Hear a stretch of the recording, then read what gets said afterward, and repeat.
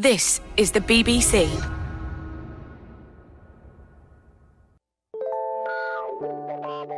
Poet means maker, and he made things that had not been made before. For more than 30 years, from the publication of his first book of poems in 1944, when he was 27, to his sudden death in 1977, Robert Lowell dominated the world of American poetry. Indeed, as his work changed, as his plotted diction and elaborate formal poetic systems gave way to a hushed simplicity, his work became deeply influential on this side of the Atlantic too. I am 40, given a year in Robert Lowell's electric chair. When he wrote with such candor in Life Studies, he was doing something outrageous. Someone else writing candidly about their family wouldn't have mattered in the same way. It was always rewarding to read him. It's a more complex mind, God knows, than I possess myself.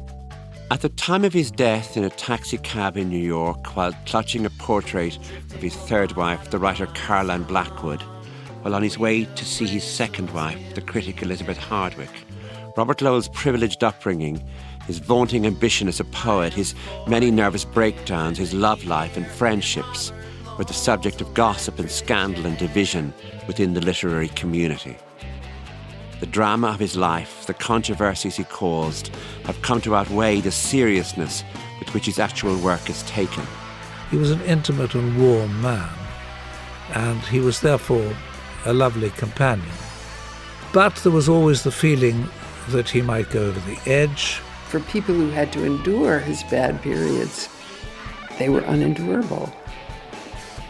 They were unendurable for him. Lowell remains, however, a great, unsettled, tortured spirit, dedicated to making it new in poetry, who, despite serious mental illness, produced a body of work which is ambitious, at times magisterial, filled with personal pain and with concern for history and public life, and filled too with the sense of his own destiny as a poet, as a privileged Boston Brahmin, yet someone who could speak as no one else could for America in a dark time. He made art out of real anguish and history at the same time. I mean, there was never a poem of his that didn't also stand in a way for his people. And I was just astonished by the resistance and resentment of him. I thought he was a heroic figure. He's remembered in this documentary in the testimonies of those closest to him, friends who shared and sometimes nursed him through his turbulent, brilliant life.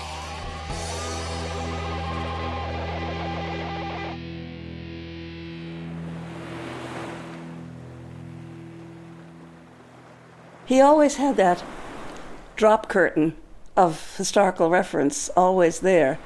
History was important to Lowell because, as Elizabeth Bishop said to him, if you write about the death of an uncle, you're writing about the origins of New England. And if I write about the death of an uncle, it's just some man in Nova Scotia.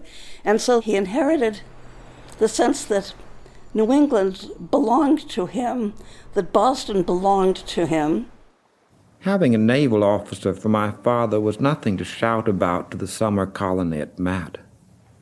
He wasn't at all serious when he showed up on the golf course wearing a blue serge jacket and numbly cut white ducks he'd bought at a Pearl Harbor commissariat, and took 4 shots with his putter to sink his putt.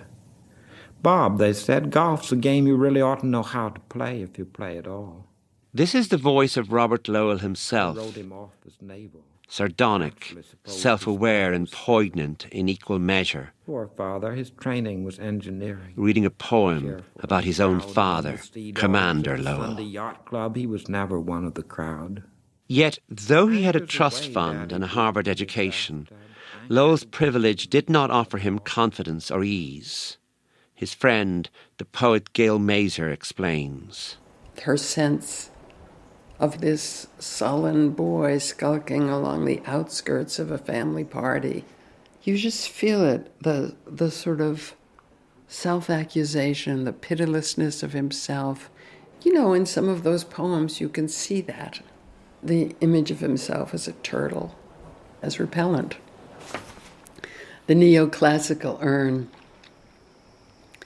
I rub my head and find a turtle shell stuck on a pole, each hair electrical with charges and the juice alive with ferment. Bubbles drive the motor, always purposeful. Poor head. How its skinny shell once hummed as I sprinted down the colonnade of bleaching pines. And then he talks about collecting turtles and dropping them in the garden urn. In that season of joy, my turtle catch was 33, dropped splashing in our garden urn like money in the bank. The plop and splash of turtle on turtle fed raw gobs of hash. O neoclassical white urn, O nymph, O lute, the boy was pitiless who strummed their elegy, for as the month wore on, the turtles rose and popped up dead on the stale, scummed surface, limp, wrinkled heads and legs withdrawn in pain. What pain? The turtle's nothing. No grace, no cerebration, less free will than the mosquito I must kill. Nothings. Turtles. I rub my skull, that turtle shell, and breathe their dying smell, still watch their crippled last survivors pass and hobble, humpbacked through the grizzled grass. Who hobbles humpbacked through the grizzled grass? Is it the speaker or the turtles? When I first met him, I was shocked to hear that he had a somewhat southern accent. Lowell's close friend and fellow poet, Frank Bidart. This New Englander didn't sound like a New Englander. He clearly was extremely restive with this mantle of the past. During the Second World War, Lowell became a conscientious objector. He was nervous, inward-looking, rebellious against his Boston family.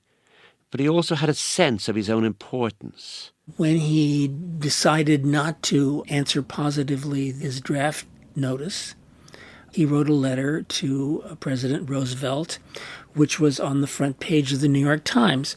Well, of course, that's not something that the ordinary person who writes saying, I'm not going to be drafted, that's a privilege that most people don't have.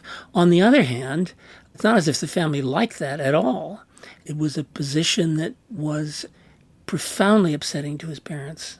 I guess what all I'm saying is that there was a great cost to this very complicated inheritance. And when he had his yearly breakdowns, there was enough family money that he was not put in a public mental institution.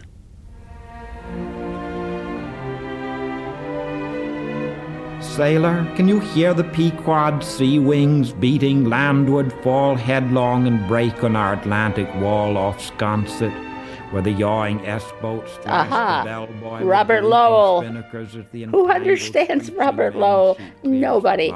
Off Nantucket, where lubbers lash the heavy surf and throw their long lead squids for blue. Lowell's early work is filled with sweeping, hyper-elusive textures. The wind's wings beat upon the stone. In a poem like The Quaker Graveyard in Nantucket, a meditation on New England's gnarled religious and historical legacy, Lowell writes stanzas that are densely packed, pushing the language as far as it will go. To Cape Cod, guns cradled on the tide blast. Poet and friend of Lowell, Gray Gowrie.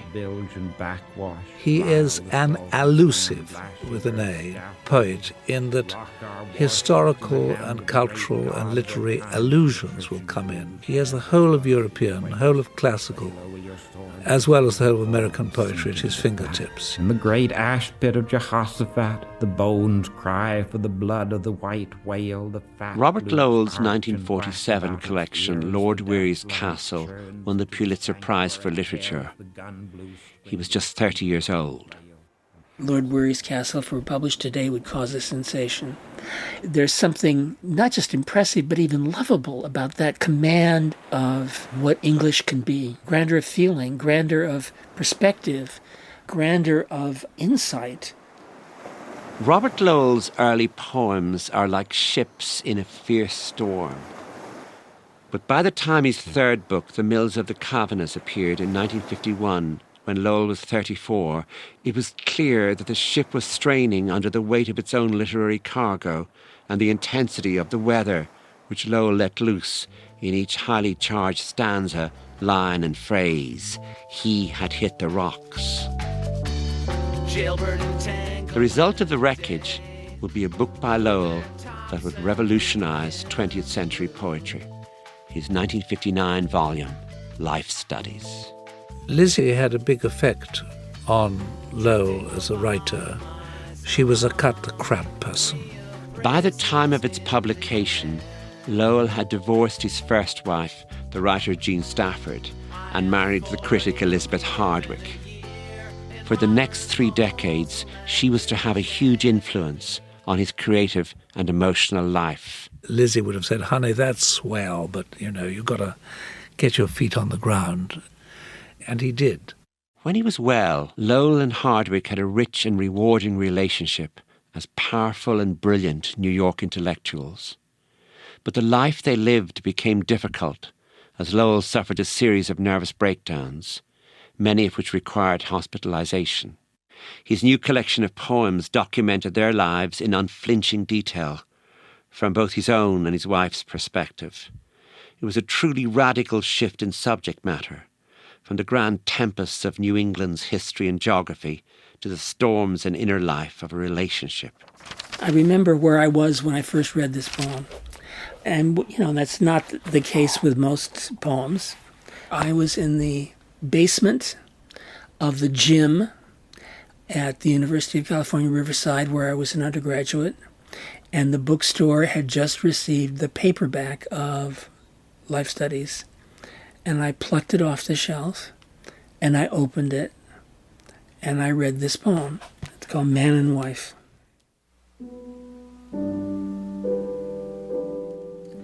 Tamed by Milltown, we lie on mother's bed. The rising sun in war paint dyes us red.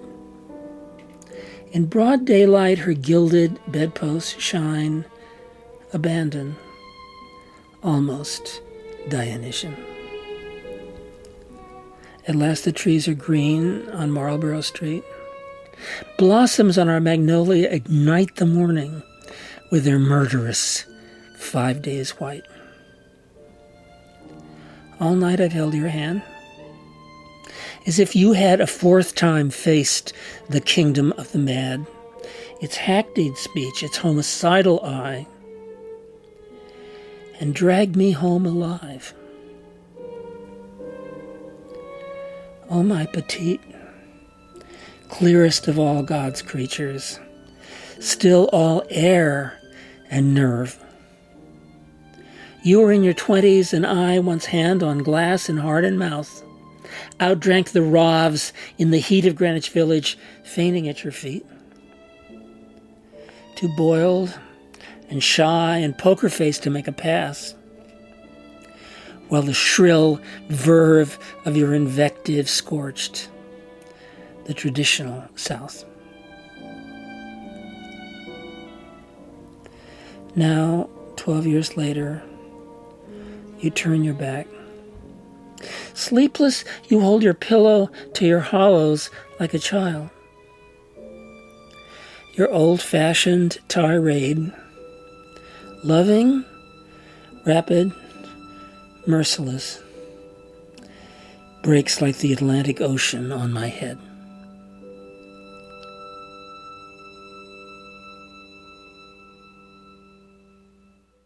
I can remember thinking it's too much, but I bought the book.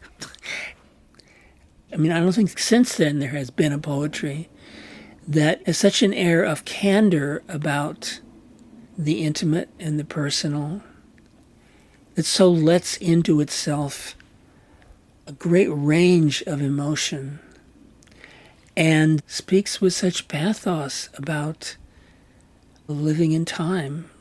This is not the story of some sort of triumph. This is the story of, you were this young person who had great verve. And now after 12 years of marriage, I've reduced you to being a wife complaining to her husband about his habits. She dragged him home alive. Who was like Leonora in Fidelio, who goes into the prison and gets her husband and brings him out. And yet she's been reduced to a harridan, someone whose tirade can only be the old-fashioned tirade. It's both loving but merciless. Out of his manic self, Lowell found a subject, piercingly personal and filled with calm desperation.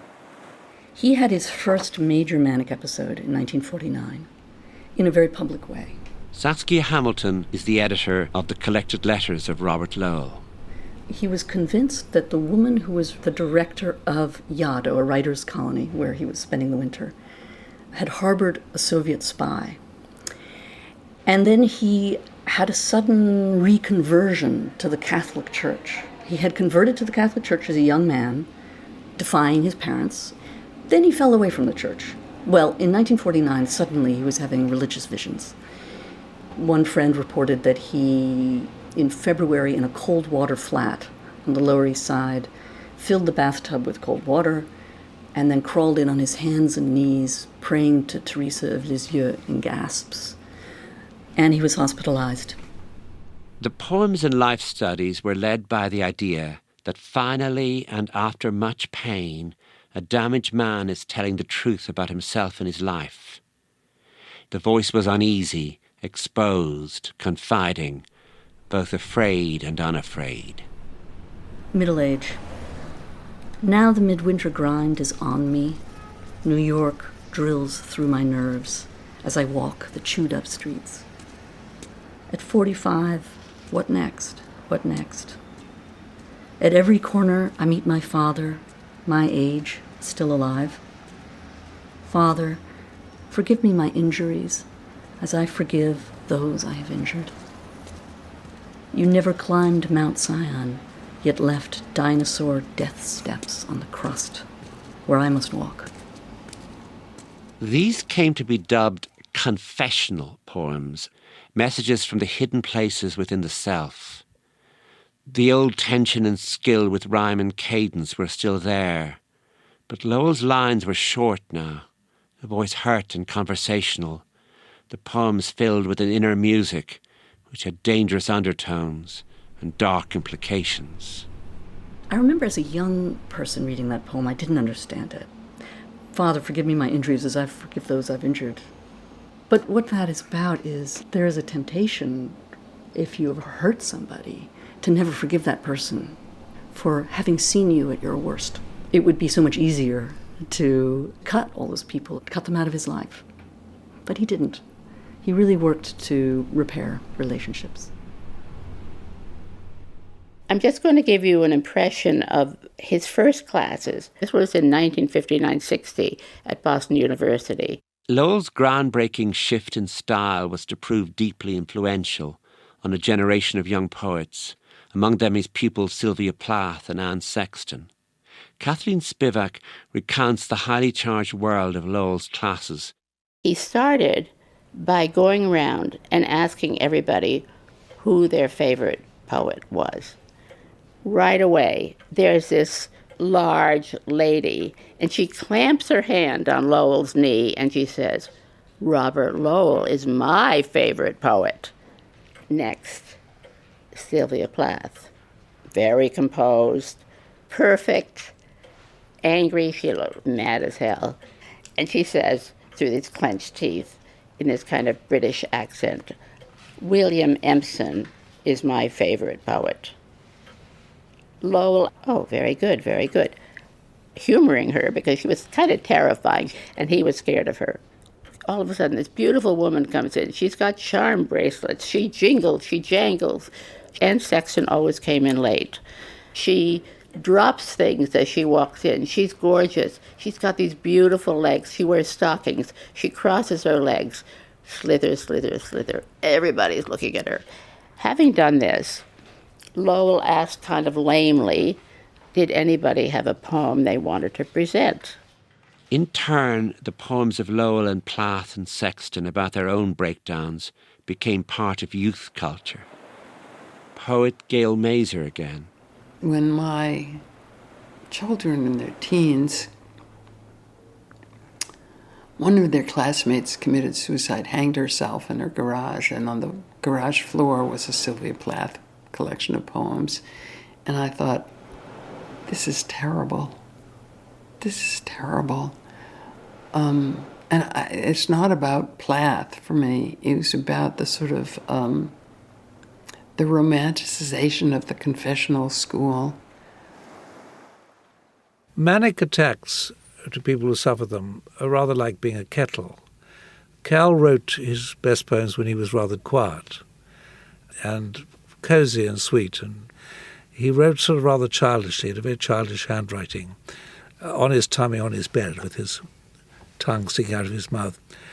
And that would cheer him up, and he'd become very funny and sociable and great fun to be with. But there'd be a phase in the illness when he'd start to bubble.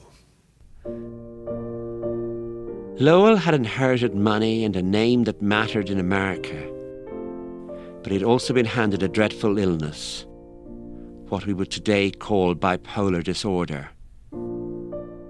When he was well, he was a brilliant talker and essayist, a devoted father and friend, and a tirelessly ambitious poet and translator.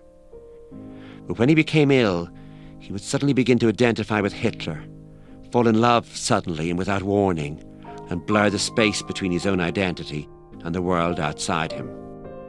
He was dangerous because he was very seductive at the same time as being very intelligent, and his unpredictability, his mood swings, his toying with the prey. You know, you come here 3 days a week, we'll see what happens on the top floor.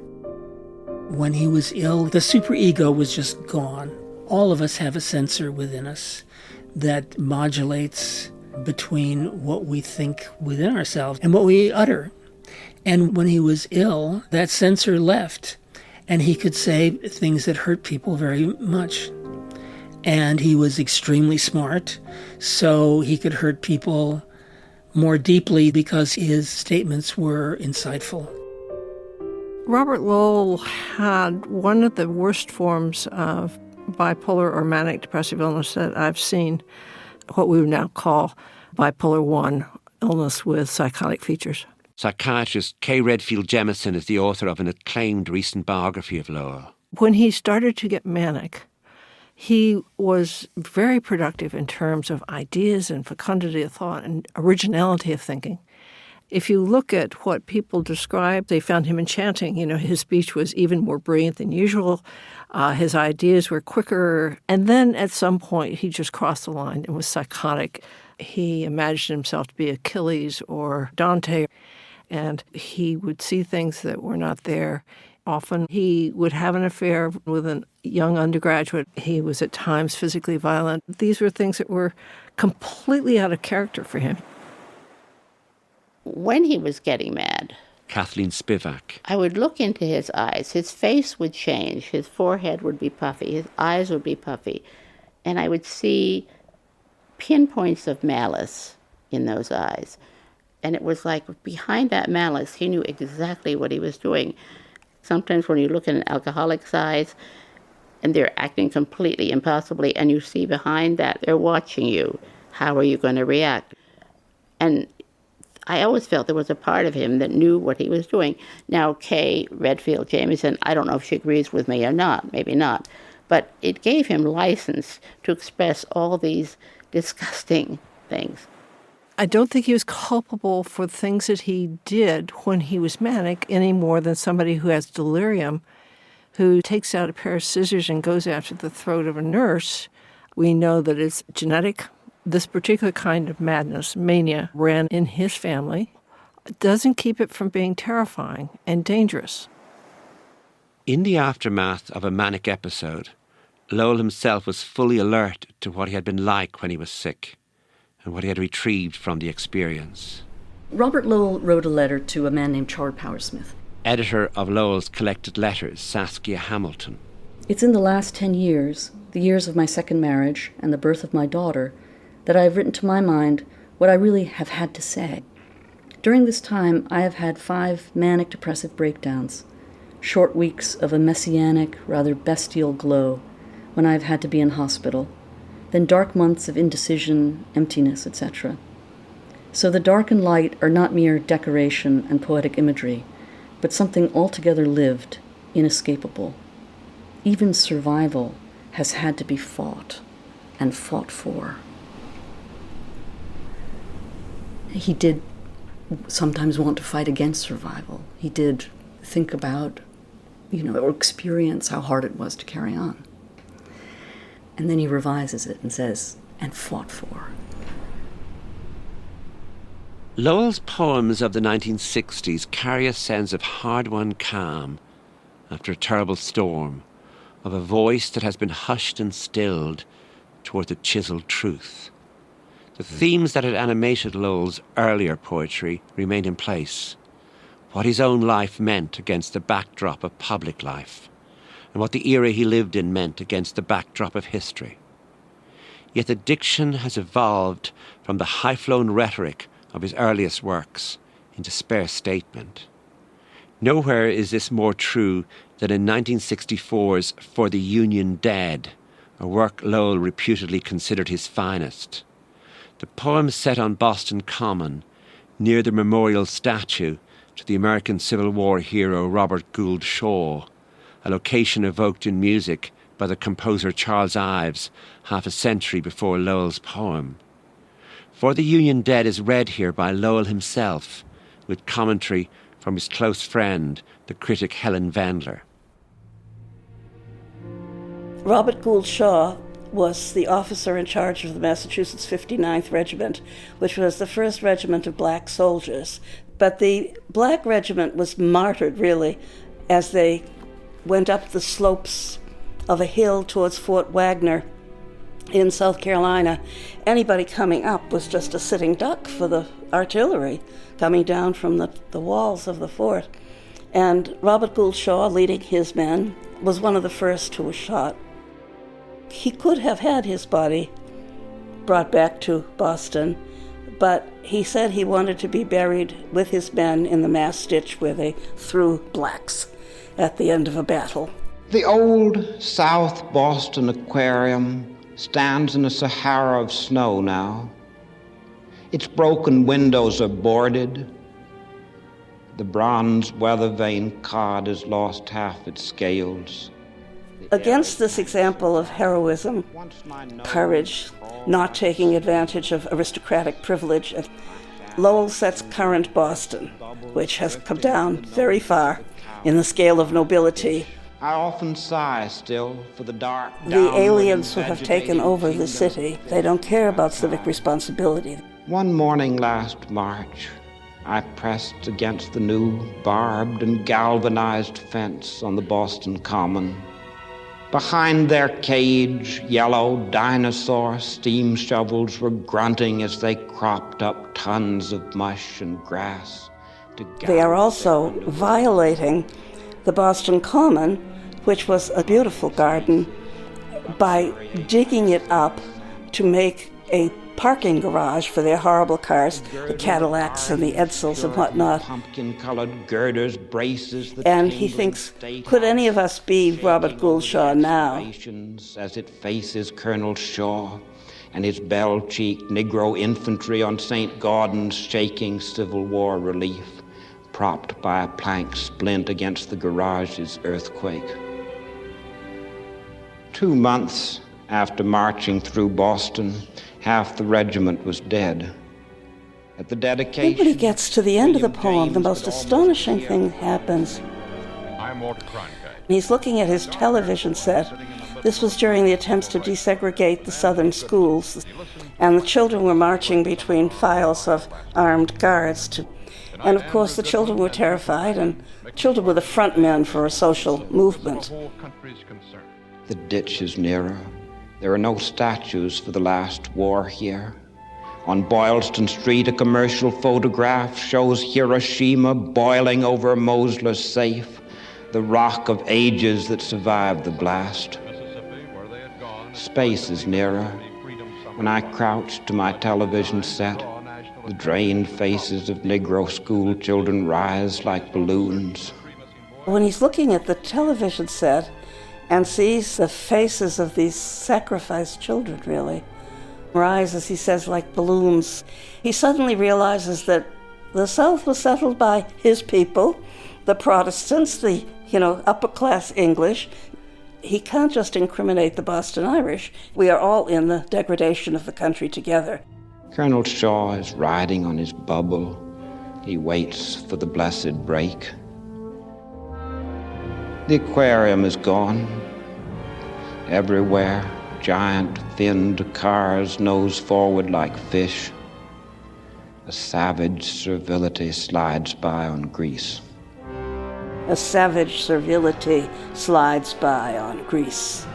Those are the big cars of the people who have taken over. There's a sort of unctuousness. No statues for the last war, and Hiroshima pressed into service to advertise a safe that survived the blast. It's all unspeakable. In the late 1960s, having been prescribed lithium, Robert Lowell was often freed from his illness.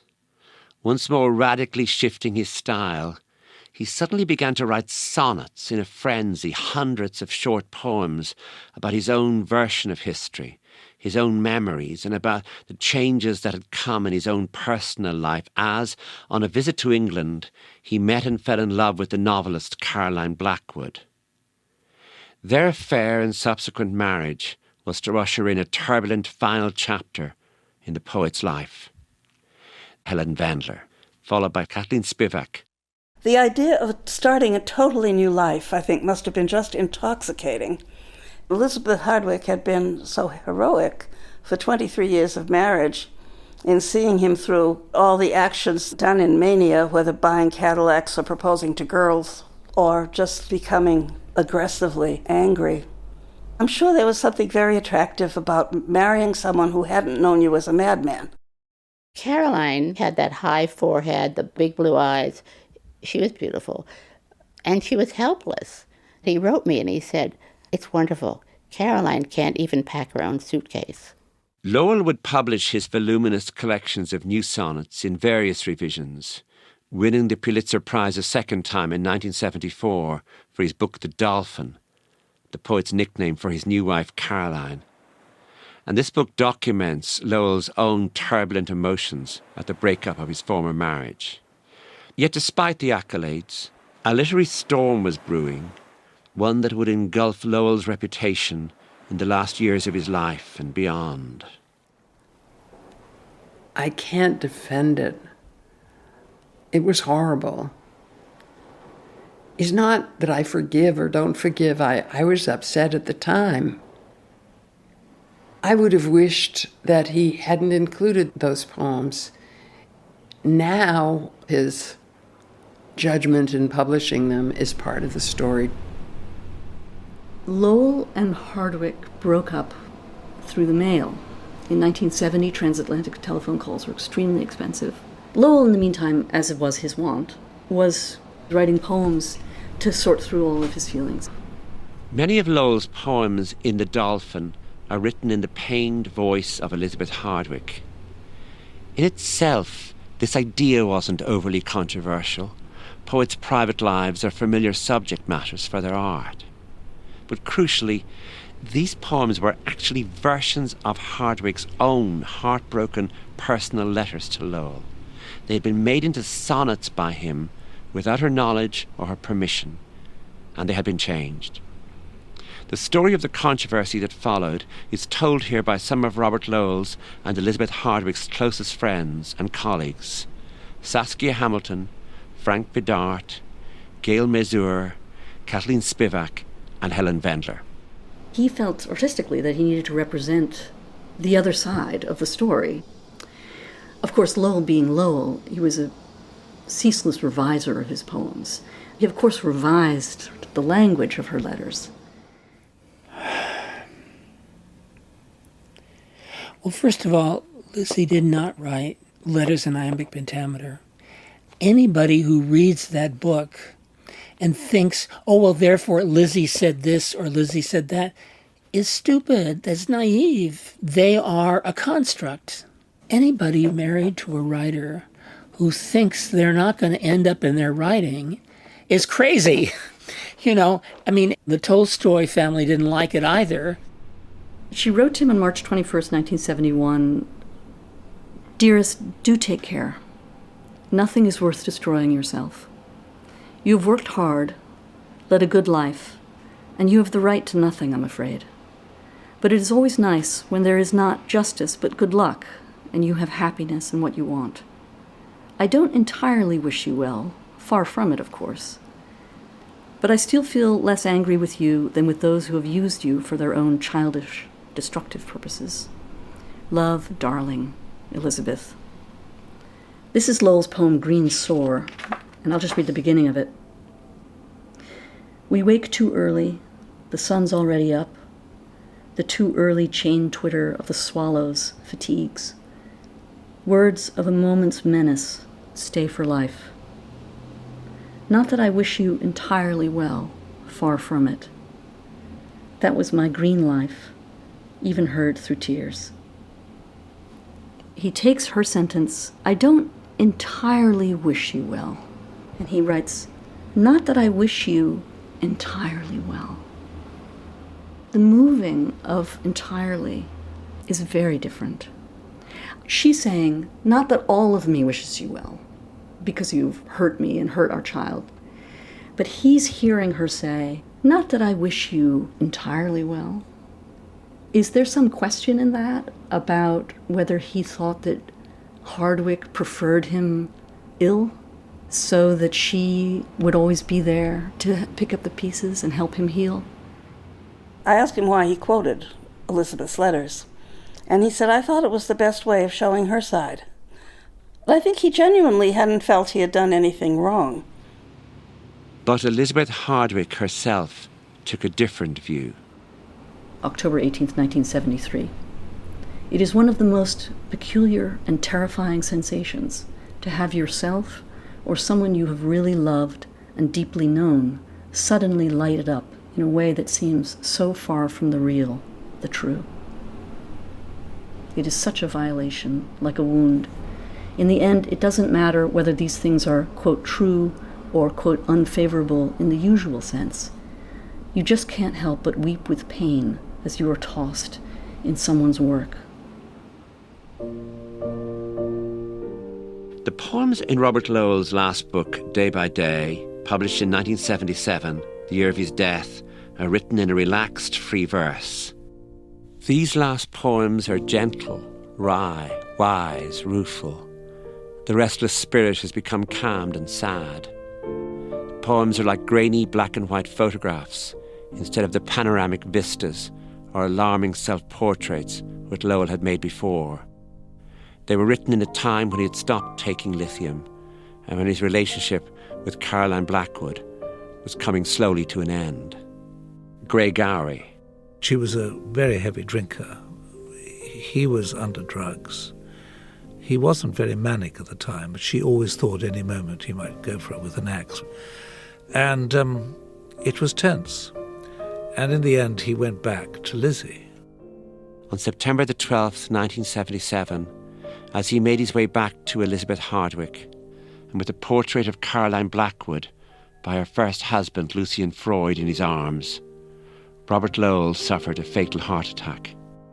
He had this very sort of symbolic and poetic death of dying in a cab on the way from JFK to Lizzie, with Caroline's portrait wrapped up on his lap, and he was dead by the time he arrived. Lizzie called me, and I will never forget her voice. She said, "Cal is dead."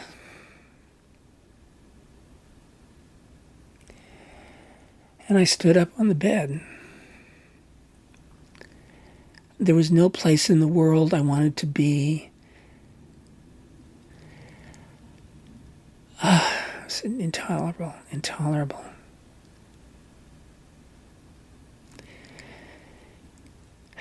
Then everything happened from there.